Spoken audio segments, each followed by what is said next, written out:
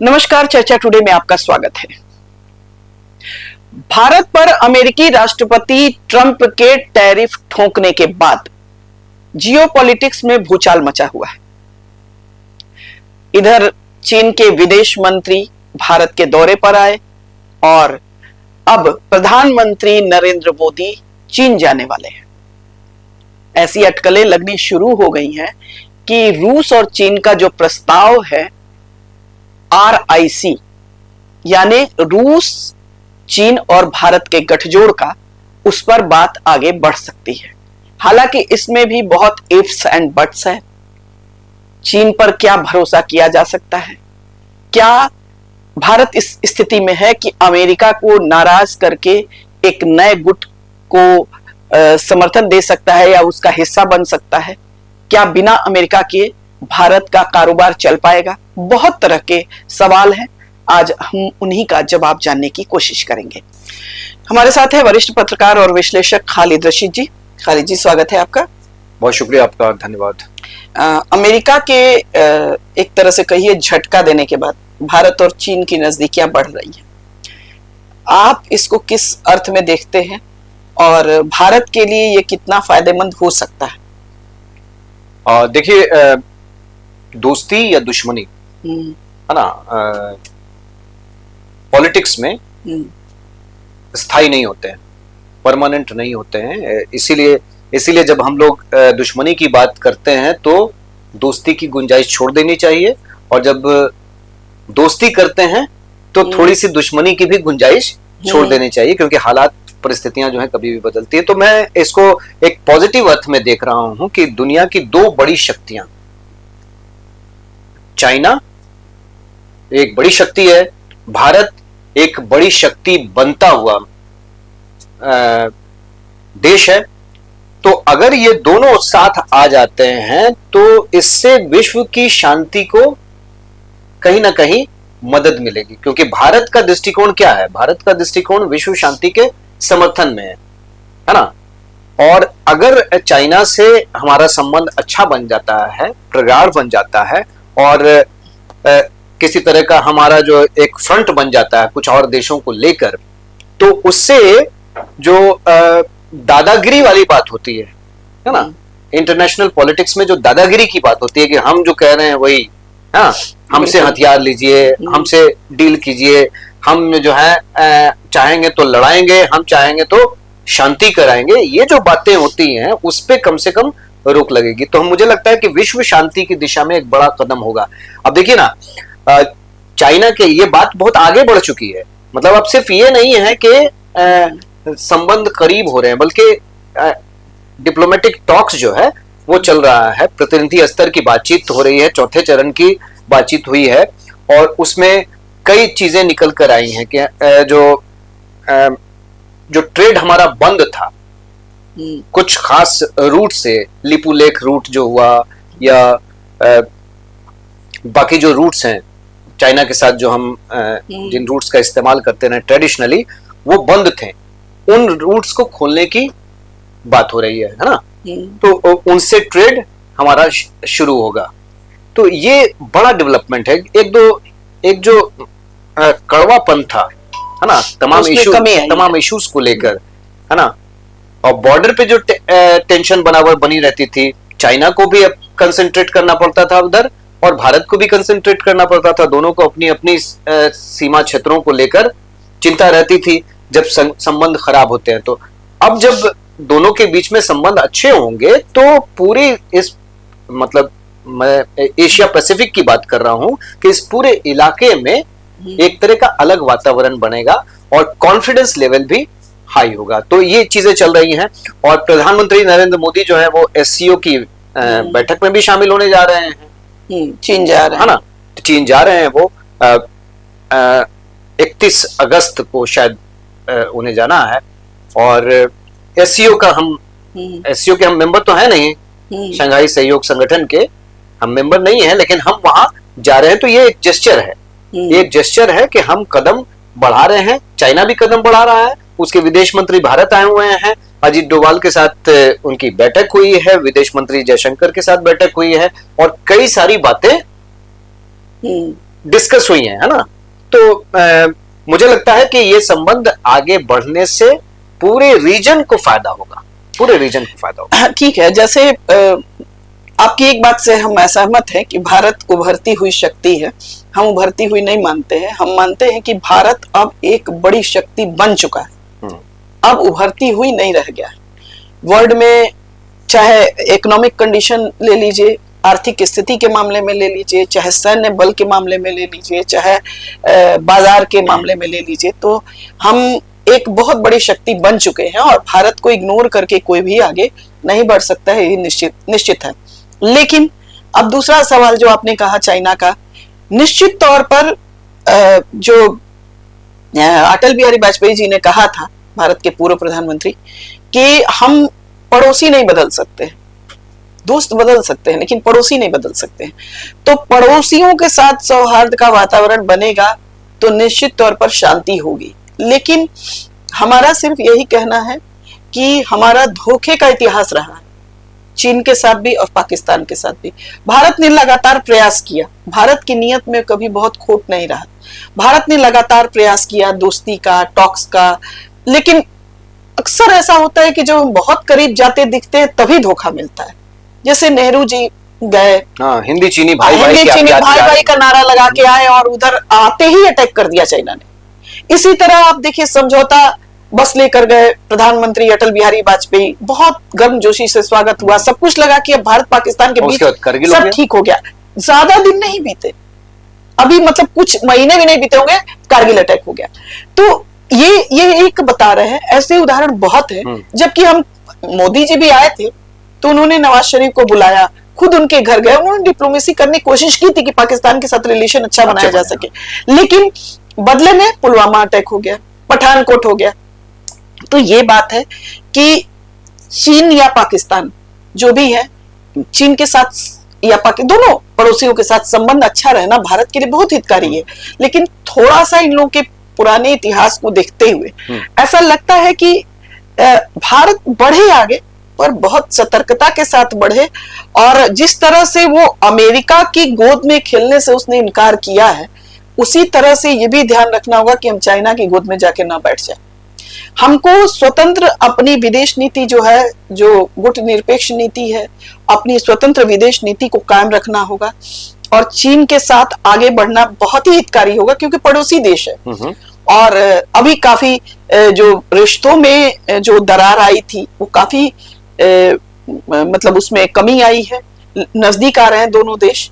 चीन को भी ये समझ में आ गया है कि भारत को यदि हम न्यूट्रलाइज करके रखेंगे तो उसके लिए भी अच्छा है, क्योंकि उसको भी डर है ना, एक बड़ा देश यदि उसके विरोध में लगातार रहेगा तो उसके लिए भी असुरक्षित है। उधर ताइवान से वो असुरक्षित है, इधर इंडिया से भी असुरक्षित हो जाएगा, तो थोड़ा सा उसको ही प्रॉब्लम है। दोनों को फायदा है, तभी ये नजदीक आने की कोशिश करें। लेकिन जैसा कि आपने बोला कि भाई इतिहास जो है वो थोड़ा बिल्कुल कहता है कि थोड़ा सा संभल के बच के आगे बढ़ना है। ऐसा नहीं कि आपने पूर्ण विश्वास कर लिया और बदले में आपको धोखा मिल जाए। तो लीगेसी तो इन कंट्रीज की रही है। चाइना की जो लीगेसी है वो हमेशा यही रही है ना, कि जब भी हम थोड़ा सा सुकून समझते हैं कि सुकून हो गया, शांति हो गई है ना, संबंध बेहतर हो गए, तभी कुछ ऐसी हरकतें हो जाती है। ध्यान दीजिए ना, जैसे गलवान जो हुआ, चाहे उसके बाद जो हमारे सैनिक मारे गए, जो घटना कब हुई थी? चीन जो है, जो क्या कहते हैं, जो बॉर्डर टॉक्स चल रहे थे। नहीं, जिस समय शी जिनपिंग आए हुए थे, प्रधानमंत्री नरेंद्र मोदी उनको महाबलीपुरम ले गए, क्या क्या हुआ, झूले लोग साथ में, और उसके बाद चीन ने इंक्रोच कर लिया, है ना, इंक्रोच कर लिया।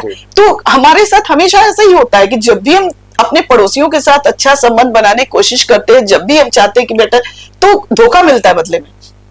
अब ये बात है, चीन का क्या है, चीन के साथ और बहुत सारी अच्छाइयां हैं चीन के साथ। चीन कभी दूसरे देशों के मामले में टांग नहीं फंसाता है बहुत ज्यादा, उसकी अमेरिका वाली हालत नहीं।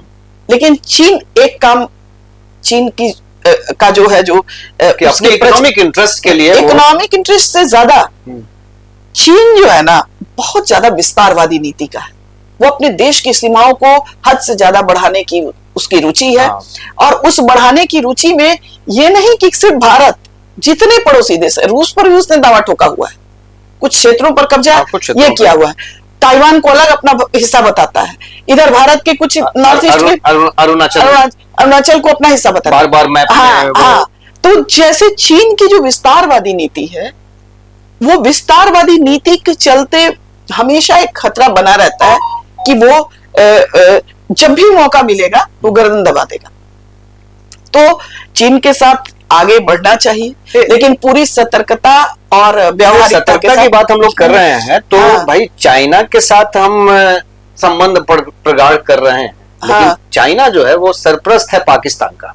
हाँ, मतलब पाकिस्तान के साथ उसकी हर तरह की डील है, है ना। और कहा भी जाता है कि भाई जब भी इस तरह की अभी जब खटपट हुई दोनों देशों के बीच में, भारत पाकिस्तान के बीच में, तो वहां पे जो फाइटर जेट्स हैं या बाकी जो लॉजिस्टिक सपोर्ट है, उसमें चाइना का कहीं ना कहीं सपोर्ट पूरा रहा है। ये बातें आई थी उस दौरान, और कुछ जेट जो गिराए गए उनके, उसमें चाइना के भी गिरे थे, जेट शामिल थे, जिसका खुलासा हुआ है। तो क्या जो सरप्रस्ती है पाकिस्तान की, चाइना वो भारत के साथ संबंध को जब बढ़ाएगा वो, तो उधर से क्या हाथ खींच सकता है? इसकी संभावना दिख रही है। चाइना देखिए बहुत, क्योंकि अमेरिका तो पाकिस्तान के सर पे हाथ रखे हुए, क्योंकि उसकी अपनी जो मिडिल ईस्ट में जो इंटरेस्ट है उसके लिए पाकिस्तान उसको, अमेरिका को सब कुछ अवेलेबल कराता है, अपना एयरबेस भी अवेलेबल कराता है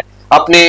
देखिए मेन बात है ना कि अमेरिका को फ्रेंड नहीं चाहिए, अमेरिका को फ्रेंड कंट्री नहीं चाहिए, उसको दोस्त की जरूरत नहीं है, वो पिट्ठू चाहता है। जो हम हाँ कहें तो हाँ, और नो कहें तो नो। और इस रीजन में पाकिस्तान से बड़ा पिट्ठू कोई हो नहीं सकता। जहां डॉलर उसको दिखेगा वो बन जाएगा। तो वो अपनी जमीन का इस्तेमाल करने के लिए उनको पूरी तरह से देता है। हाँ, लेकिन अब आपने जो सवाल उठाया खालिद जी, उसी का हम जवाब दे रहे हैं चाइना के संदर्भ में, कि चाइना भी बहुत ही श्रूड कंट्री है, वो जहां अपना इंटरेस्ट देखेगी वो पाकिस्तान से हाथ खींच सकती है। हाँ, जब तक भारत से उसको खतरा है तब तक वो पाकिस्तान के सर पे हाथ रखे हुए।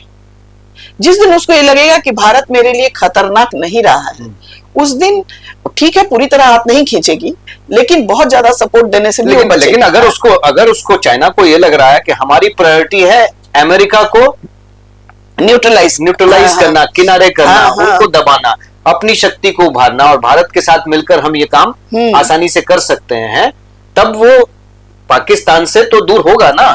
पाकिस्तान से दूर। अभी जो रूस ने जो प्रस्ताव दिया है RIC कि जिस तरह से वेस्टर्न कंट्रीज या नाटो का एक अपना अलायंस है, इस तरह से भारत और चीन और रूस मिलके एक गठजोड़ बना है, और ब्रिक्स अलग से अमेरिका की टेंशन बना हुआ है, तो ब्रिक्स को लेके भी इन लोगों को, ब्रिक्स को भी मजबूत करें हम लोग। यहाँ तक ये भी हो रहा है कि अमेरिका को इकोनॉमिक चोट एक दी जाए, अपने पैसे में व्यापार किया जाए, तो डॉलर को उससे हानि होगी।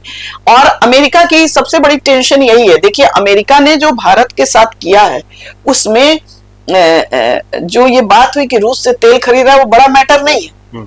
चीन भी रूस से तेल खरीद रहा है। अमेरिका का सबसे बड़ा डर यही है कि भारत जो ब्रिक्स के करीब जा रहा है। दूसरी बात यह है कि जिस तरह से पाकिस्तान उसका जो यस बॉस वाले हालत में रहता है, वैसे भारत नहीं रहता है। तो अभी तक जो ब्रिक्स अपनी मुद्रा में व्यापार नहीं कर पा रहा था, क्योंकि भारत उस पर सहमति नहीं जता रहा था, क्योंकि भारत जो है कहीं ना कहीं अमेरिका से बहुत अच्छे उसके रिलेशन हो गए थे, और वो चाह रहा था कि अमेरिका को हम नाराज करके कोई काम ना करें।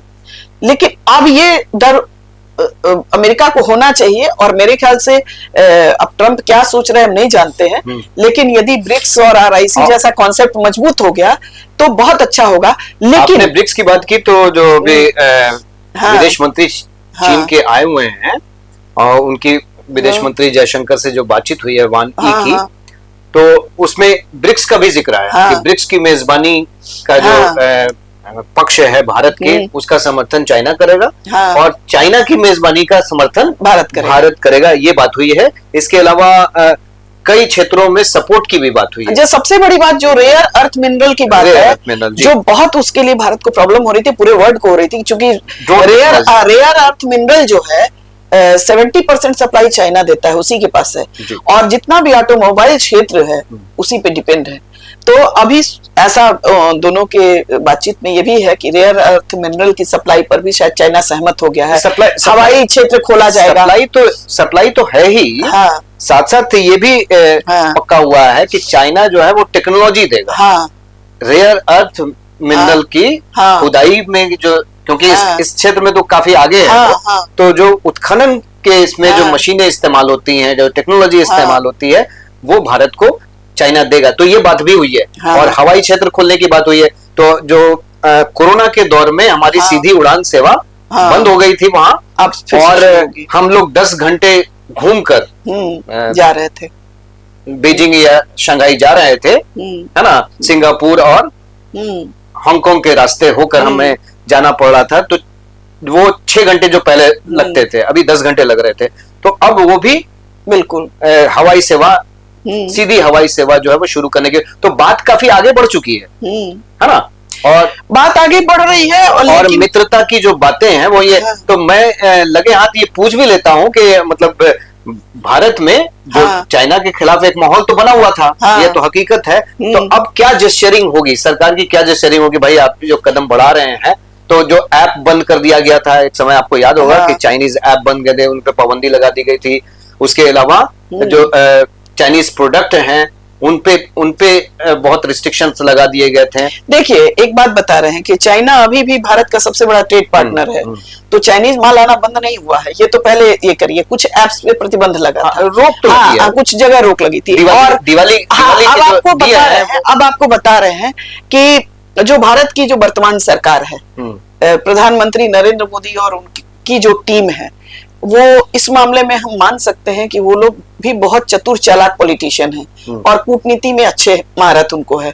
तो हमको ऐसा नहीं लगता है कि चूंकि चाइना के जो सामान छोटे मोटे जैसे खिलौने हैं, छोटी छोटी चीजें जो आती थी यहाँ भारत में, उसका उत्पादन भारत में शुरू हो गया, तो बड़े पैमाने पर शुरू हो गया। तो हमको नहीं लगता है कि वो इस चीज की अनुमति देंगे, क्योंकि भारत के जो अपने बाजार प्रभावित ना हो, उतना तक ही वो व्यापार चाइना से करेंगे। मैं ये सवाल इसलिए कर रहा था कि डिप्लोमेसी के तहत तो हम किसी से भी करीब हो सकते हैं। तो सरकार अपनी डिप्लोमेसी तो चलेगी, है ना, लेकिन जो भारतीय जनमानस का एंटी चाइना रवैया था, इसको कैसे एड्रेस करें? देखिए, भारतीय जनमानस का वही रवैया रहता है जो देश का रवैया, जिसको हमने पुष्ट भी किया। हाँ, भारतीय जनमानस का वही रवैया रहता है वो जो देश का रवैया रहता है। ट्रंप जब तक भारत भारत करते थे, भारत का, हम लोग भी ट्रंप का गुणगान करते थे। अब नहीं कर रहे हैं, हम नहीं करेंगे, हम गाली दे रहे हैं, सारे भारतीय गाली दे रहे हैं ट्रंप को।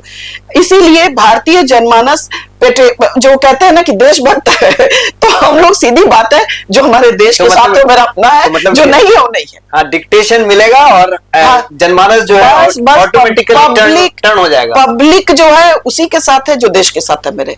हमारे देश के साथ जब तक आप हितकारी रहे, आप मेरे हैं, हम गुणगान करेंगे। जिस दिन आप मेरे देश के खिलाफ जाएंगे, उस दिन से आप हमारे दुश्मन हैं। जियो पॉलिटिक्स जो सब्जेक्ट है उसकी आप अच्छी जानकार हैं। आपने कह के कम से कम संतुष्ट कर दिया कि जो जनमानस है वो भी बिल्कुल फ्रेंडली बिहेवियर के लिए तैयार हो जाएगा, बिल्कुल तैयार होगा। और यदि हमारे देश के साथ चाइना का अच्छा बिहेवियर रहेगा और उसने धोखा नहीं दिया, तो देश का जनमानस बदलते टाइम नहीं लगता। चलिए, तो ये बड़ी उपलब्धि होने जा रही है अगर ऐसा होता है तो। और उसकी दिशा में काम हो रहा है, दोनों देश आगे बढ़ चुके हैं। हाँ, और दर्शकों, जरूर एक अच्छा कदम है, लेकिन सरकार को सतर्कता बहुत बरतनी होगी चाइना को लेके। इसीलिए बहुत ज्यादा अभी खुश होने की जरूरत नहीं। हाँ, फूंक फूंक के कदम रखने की जरूरत है। बैलेंस कैसे बनाना है, इसको ध्यान रखना है। और जिस तरह से अमेरिका के सामने हमको नहीं झुकना है, वैसे चाइना के सामने भी नहीं झुकना है। फ्रेंड बनकर ही हम आगे बढ़े, और मेरे ख्याल से सरकार उसी दिशा में काम कर रही है। दर्शकों, हमारा ये कार्यक्रम कैसा लगा जरूर बताएं। हमारे चैनल को लाइक करें, सब्सक्राइब करें और शेयर करें। नमस्कार, धन्यवाद।